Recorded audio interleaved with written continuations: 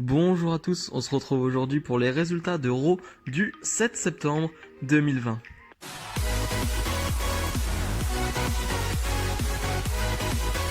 Et on débute Raw forcément avec une promo de Randy Orton. On a l'habitude, franchement, ces dernières semaines, Randy Orton ouvre quasiment tout le temps le show en faisant une promo, et ces promos sont toutes superbes, vraiment il n'y a aucun souci là-dessus. Il va nous dire que voilà, la semaine dernière il a battu Kevin Owens, il a battu Rollins et il a battu Keith Lee, Keith Lee qui avait battu à Payback Randy Orton en 5 minutes. Et donc voilà, il a fait tout ce qu'il fallait pour affronter Drew McIntyre à Clash of Champions. Mais il nous dit que voilà, après ce qu'il lui a fait il y a quoi, 2-3 semaines, 2 semaines, voilà, où il a mis 3 pun kicks dans la tête dans la même soirée, Drew McIntyre n'est pas sûr d'être là à Clash of Champions. Et donc voilà, Drew McIntyre doit tout simplement lui donner le titre. Donc voilà, c'est une bonne promo. Et là, t'as une musique d'ambulance, enfin voilà, l'ambulance soi-disant qui arrive, c'est très WWE, hein, on connaît forcément. Et c'est Drew McIntyre qui va arriver, débardeur, très badass, très énervé, le Drew, et Claymore dans la tête de Randy Orton. Donc voilà, très très badass. J'ai vraiment bien aimé le fait que Drew McIntyre est le champion de la WWE, on nous le montre en mec pas invincible mais presque, c'est-à-dire que c'est un monstre, il est trop fort, il prend 3 pun kicks mais il est quand même là 2 semaines après. Donc ça j'aime bien. Faut pas trop en faire non plus, pour pas non plus que ça devienne le Superman Roman Reigns, hein, comme on a eu pendant ces dernières années. Mais là c'était très badass, c'était très bien fait, donc vraiment encore une fois un bon segment entre ces deux hommes. Match tag 3 contre 3, Earth of Business, donc Bobby Lashley, MVP et Shelton Benjamin, face à Cedric Alexander, Apollo Crews et Ricochet. Voilà, il y a eu une attaque au début du Earth of Business, avant le match, sur Cedric Alexander. Et donc on a ce match, on a 2-3 minutes, bon c'est sympa, c'est cool, mais c'est du basique, c'est du déjà vu. Et on a surtout le moment du match, c'est Cedric Alexander qui va se retourner contre sa faction, j'ai envie de dire contre ses amis. Cedric Alexander qui va attaquer Apollo Crews en plein match, vraiment qui va l'attaquer, qui va attaquer Ricochet qui va vendre ça superbement bien, hein, Ricochet comme d'habitude, hein.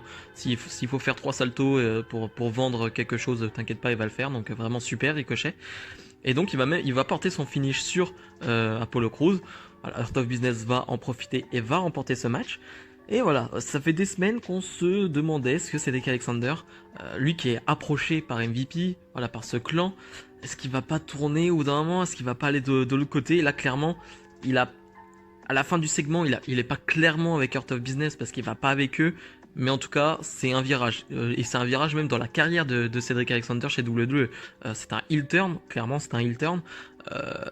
C'est quelqu'un qui a un excellent catcheur, mais qui n'a pas d'attitude, qui n'a pas de gimmick, qui n'a pas de personnalité. Et là, c'est peut-être la première fois en 3 ans, 4 ans, je sais plus, ça fait combien de temps qu'il est là, qui montre de la personnalité. Donc vraiment c'était sympa. Maintenant j'attends de voir ce qu'ils vont en faire, comment ils vont l'inclure dans Art of Business, ou peut-être pas d'ailleurs, mais en tout cas c'est quelque chose de très intéressant. Les Street Profits face à Angel Garza et Andrade, du vu et du revu, c'est-à-dire que le match on l'a déjà vu 15 000 fois en plus ces dernières semaines, et la fin de match on l'a déjà vu 15 milliards de fois aussi, c'est-à-dire que comme d'habitude, des problèmes, des tensions entre Andrade et Angel Garza. On se demande à chaque fois si c'est la fin, si c'est pas la fin. On comprend jamais rien. Et là, cette fois-ci, c'est Angel Garza pendant le match qui va s'en aller, ce qui va coûter la victoire à Andrade. Voilà, les Street Profits vont l'emporter avec, comme d'habitude, le superbe Frog Splash de Montez Ford. Vraiment, c'est magnifique.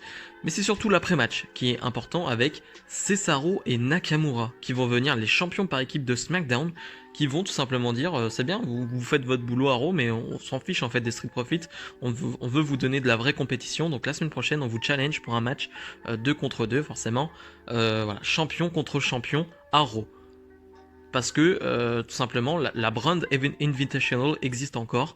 Je ne savais pas. Cesaro vient de me le dire. Je n'avais plus de souvenir de de ce règlement, de cette règle, je ne savais pas.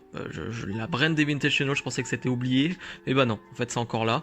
Et voilà, il y avait une petite blague de Montez Ford en disant à Cesaro, t'as eu beaucoup de partenaires, tu devrais faire gaffe tu devrais faire des tests pour les MST. Donc voilà, c'était un peu marrant, c'était un tout petit peu marrant on va dire.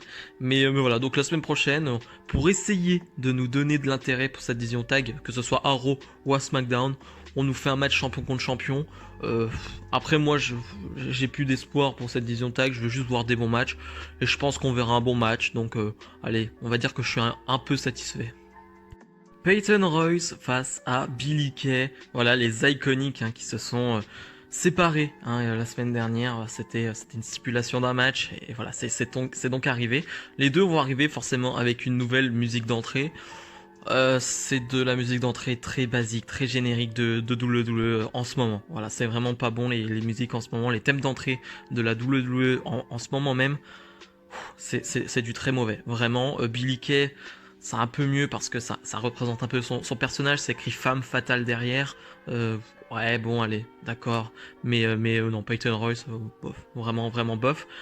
Et puis tu sens que, alors pour parler du match, tu sens que vraiment elles ont répété avant, ou alors, enfin, de toute façon, elles se connaissent depuis le lycée ou quelque chose comme ça, donc oui, elles ont forcément de l'alchimie sur le ring, mais tu sens que c'est un peu répété, que c'est un peu trop chorégraphié. Pour moi, le début de match, j'aime bien quand tu sens que c'est répété, mais là, je sentais que c'était vraiment genre, allez, vas-y, fais ça, attends-moi, faut que je fasse ça. C'était, et vu que Billie Kay, je la trouve pas très forte, tout simplement, pas très technique en plus, donc voilà, j'ai pas trouvé. En fait, je comprends l'idée de nous montrer, voilà, on sait faire ça. Je sais que Peyton Royce sait le faire, mais pour Billie Kay, j'ai eu un peu plus de mal. Mais voilà, au final, c'est pas très long comme match, et après, c'est pas très intéressant non plus. Peyton Royce va remporter ce match, et voilà, va faire un câlin à la fin à Billie Kay, et le segment se termine. Je pensais réellement que pendant ce câlin, Peyton Royce allait se retourner encore une fois contre Billie Kay et la frapper pour marquer vraiment une grosse séparation, mais non. Il termine sur un truc mignon en mode, voilà, on restera toujours amis quand même. Bon, voilà, je peux comprendre l'idée, mais voilà, maintenant on part clairement sur un nouveau cycle pour les deux, parce que voilà, si on a mis une musique à Billie Kay, Peyton Royce, je savais que voilà, ça allait être en solo, mais si on a mis aussi un thème d'entrée à Billie Kay, c'est que il y a aussi des projets Billie Kay derrière, donc voilà, on va voir ce qu'ils vont en faire de ces deux-là. Toute la famille Mysterio est sur le ring, c'est-à-dire Dominique, Rey, la femme de Rey Mysterio et aussi la fille, donc la sœur de Dominique. Voilà, ils sont tous réunis, ils vont nous parler forcément de ce que fait Dominique, de Rey Mysterio qui est toujours blessé au triceps, et voilà, qui ne toujours peut pas combattre, et c'est pour ça qu'il n'a pas pu combattre la semaine dernière face à Seth Rollins, et que c'est Dominique qui a pris sa place. Et voilà, ce soir, on sait que Dominique a un match face à Murphy, et justement Murphy va faire une vidéo lui aussi, enfin va être là pour la promo, et va nous dire que voilà, ce soir Dominique il a eu qu'une hâte, c'est de frapper Dominique, et surtout il lui propose un street fight match, voilà, un match un peu plus violent, comme qu'on a déjà vu pas entre ces deux-là, mais entre Dominique et Seth.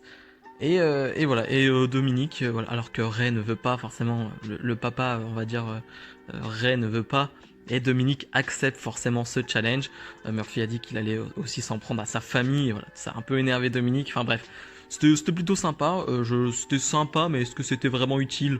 Je sais pas, parce qu'au final, on a réuni toute la famille sur le ring, il y a eu que Rey et Dominique qui parlent, enfin qui ont parlé, donc ouais, bon, je sais pas si c'était vraiment utile, j'aurais bien aimé entendre la fille ou alors la mère de Dominique, ça aurait pu être un peu touchant, mais j'avoue que là, sympa mais sans plus.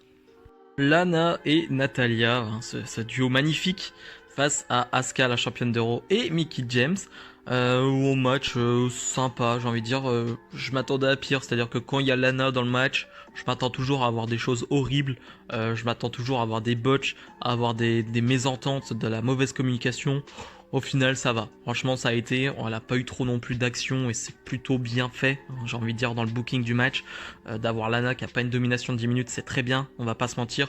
C'est plutôt Natalia qui fait le boulot et Natalia, c'est classique. C'est jamais trop bon, c'est jamais trop nul. Donc voilà, c'est très classique comme match. Moi, je suis juste très content de voir Mickie James catcher à nouveau, tout simplement. Moi, rien que ça, je suis très content. Je suis juste très content de voir Mickie James dans un ring, de l'avoir. J'allais dire face à Lana, non, mais mais en tout cas voilà, je suis content de l'avoir. On joue un peu sur la mauvaise entente entre Mickie James et Asuka, voilà. Mais au final, Asuka va porter son Asuka sur Lana et va faire remporter son équipe. Et on nous avait annoncé que la semaine prochaine, à Raw, Asuka fera face à Mickie James pour le titre de Raw. Je pensais que ça allait être réservé pour un pay-per-view, voilà, c'est une bonne affiche, je trouve, Mickie James Asuka. Bon, bah non, finalement, je pense que c'est une feud d'attente. Je pensais pas que ça allait être une feud comme ça, de transition, mais je pense que ça va l'être. Si on a un match à Raw comme ça va être une feud de transition entre les deux.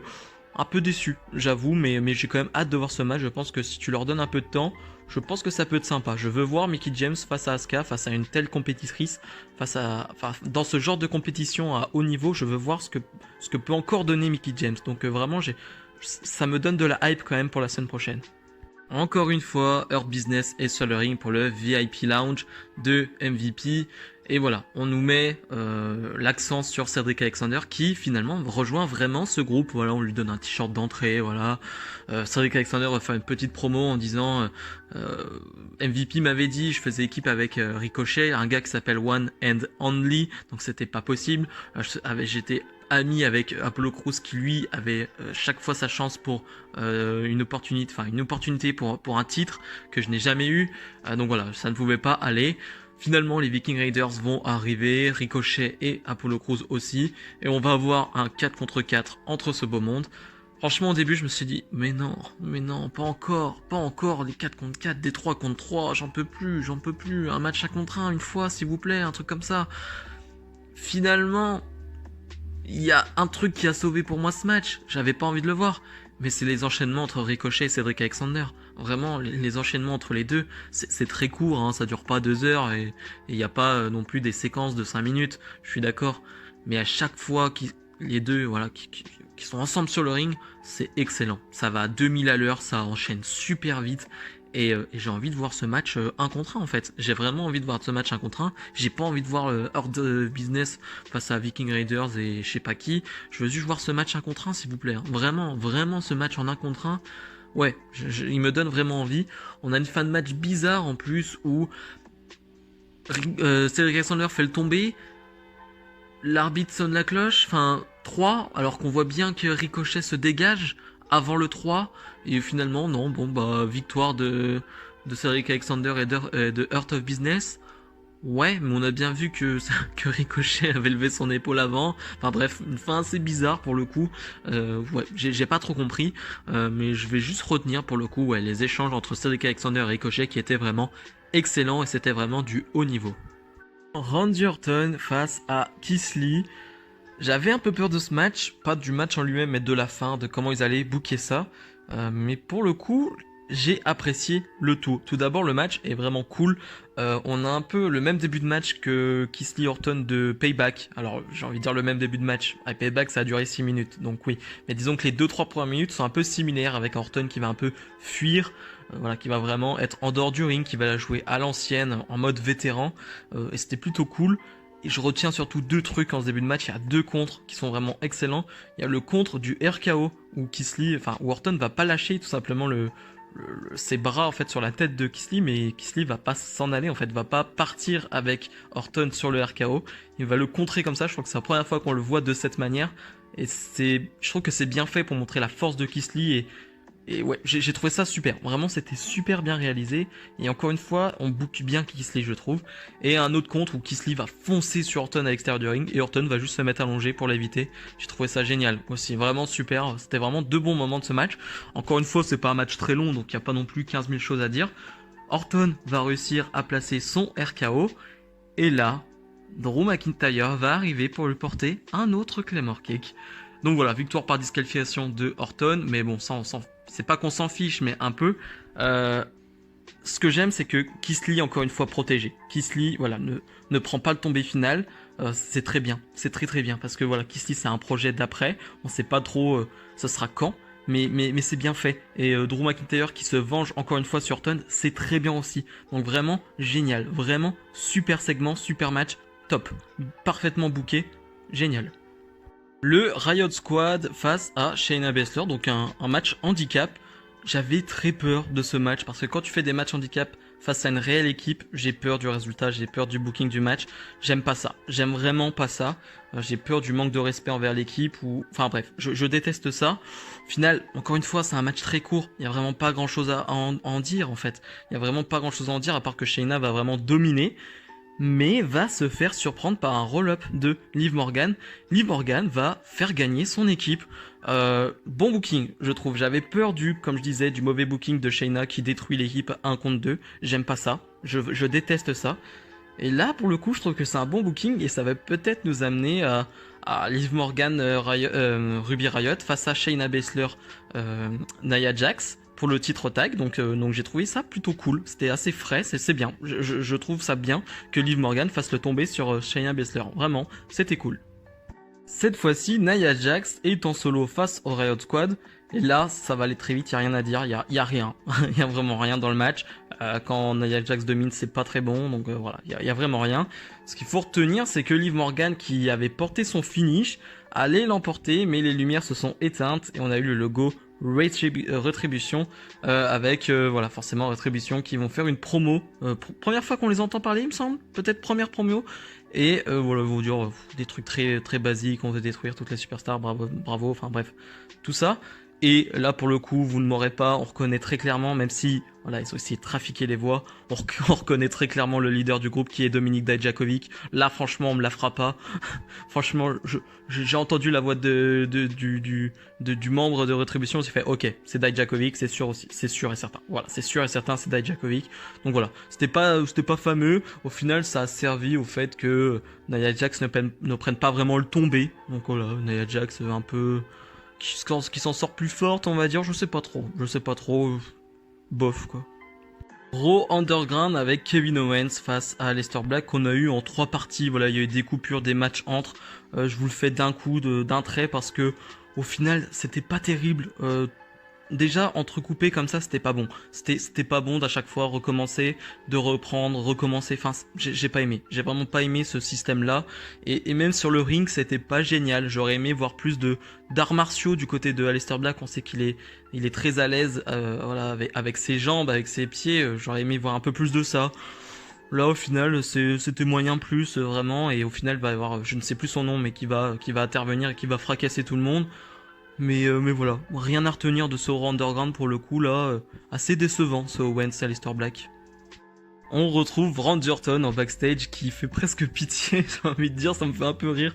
Orton qui a pris 2 Claymore, qui est complètement mort en backstage, qui marche encore, hein, mais il est avec sa valise, il est prêt à rentrer chez lui, il est en habit normal, Randy Orton, et il va se faire à nouveau attaquer par Drew McIntyre. Drew McIntyre qui va le mettre sur un ring d'entraînement, il me semble, quelque chose comme ça, et qui va lui reporter un Claymore Kick, donc 3 Claymore.